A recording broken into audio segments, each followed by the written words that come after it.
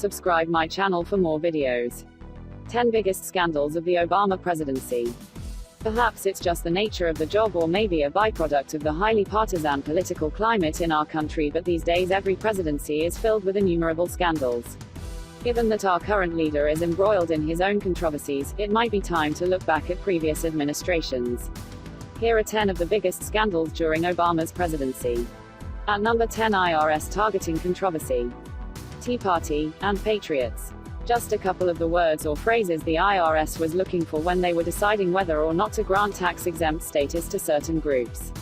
Overwhelmingly, the people who faced increased scrutiny were conservative, with nearly 500 organizations suing the government over their actions. As the head of the federal government, Obama was often linked to the scandal in the news, revealed by an IRS official in 2013. The agency's program also targeted liberal groups, but to a much smaller extent. A number of high-ranking officials were forced to resign as investigations delved further into the corruption. However, according to a 2014 House Republican report, Obama was not linked to any of the decisions made by the IRS. At number 9, You Can Keep It. Rated the Lie of the Year by PolitiFact, Obama claimed in 2013 that, if you like your health care plan, you can keep it. In the early years of the implementation of the Affordable Care Act, there were a number of allegations lobbed at the government which turned out to be false, such as the existence of so-called death panels. However, one true scandal was that Obama had lied about the status of people's health care plans. Essentially, the promise was that any policies which were in effect as of March 23, 2010 would be grandfathered, allowing those who purchased their insurance individually to avoid changes. As it turned out, that was not true, and, to make matters worse, the government was aware of that fact as early as July 2010. In addition, most of those who lost the plans saw the premiums skyrocket. At number 8, Solyndra. Under President George Bush, the government created a loan program designed to foster American innovation in the field of alternative energies. However, it wasn't until the economic stimulus under Obama that the program saw its first adopter, Solyndra. Hyped as a solar power startup, the company hosted the president in 2010, giving him a tour of the California-based manufacturing plant. Promising the sky, Solyndra claimed to have billions of dollars in sales, and they just needed a $535 million loan to achieve the goals. Behind the scenes, though, a different story was unfolding. Though Solyndra stated the unique solar panels would reduce installation costs and be more attractive as a result, traditional solar panels began to rapidly decline in price, mainly thanks to the Chinese.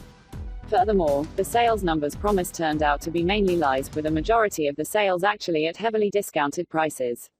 Eventually, Solyndra had to file for bankruptcy and became a stain on an otherwise successful program.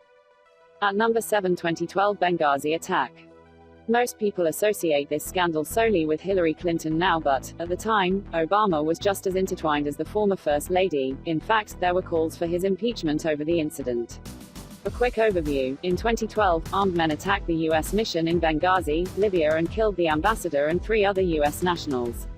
Initially believed to be linked to a video which mocked Muhammad and Islam in general, the attack was later shown to be the actions of a number of terrorists. In the aftermath, 2 claims were made about the Obama administration. Firstly, that they didn't deploy the military as quickly as they could have, and secondly, that they could have provided better security to the mission. After a number of investigations, most of which were spearheaded by Republicans, no administration officials were charged with any crimes, and the belief was that inadequate resources for security was the main reason behind the deaths. At number 6, Wright controversy. Prior to Obama actually becoming president, a controversy threatened to derail his candidacy. In America, every candidate needs to show their religious side, and for many, it's never an issue. However, for Obama in 2008, his choice of pastor engulfed him in a storm of scandal. Rev. Jeremiah Wright was an outspoken firebrand of a man who began making some outlandish claims about the U.S. government. Chief among them was the idea that HIV was created to foster a genocide among minorities. In an online video, he also referred to the September 11th attacks as America's chickens coming home to roost. Because of those videos surfacing, Obama was forced to denounce his former spiritual leader and the officiant for his wedding to Michelle. In the end, he was able to successfully distance himself from the more incendiary comments, and Obama managed to power past Hillary Clinton for the Democratic nomination. At number 5, $400 million to Iran. Said to be the settlement of a decades-long dispute dating back to the days of the Iranian Shah, $400 million was stacked on pallets and unloaded in Tehran in early 2016. To a public suspicious because of the Iran nuclear deal, the money seemed to be a ransom payment, since 5 American hostages were released the same day. However, the Obama administration vociferously claimed it was merely a coincidence. An additional $1.3 billion was later provided as well. In the late 1970s, Iran was set to purchase military equipment from the US, but the delivery was halted because of the 1979 uprising. That was the reasoning the State Department used when confronted about the pallets of cash, a method used because US law forbids wire transfers to the Middle East country. Eventually, they conceded the timing of the transfer was not a coincidence, that the money was used to pay the ransom for the return of the hostages. At number 4, PRISM. Under President Bush, a controversial law was enacted called the Protect America Act of 2007. Criticized at the time for the removal of surveillance warrant requirements on foreign intelligence targets, it was later revealed to be the genesis for a number of domestic spying programs. Thanks to Edward Snowden, the public became aware of many of these, with one of the largest known as PRISM. Boiled down, it basically allows the NSA to go to FISA court and request a warrant on an American citizen.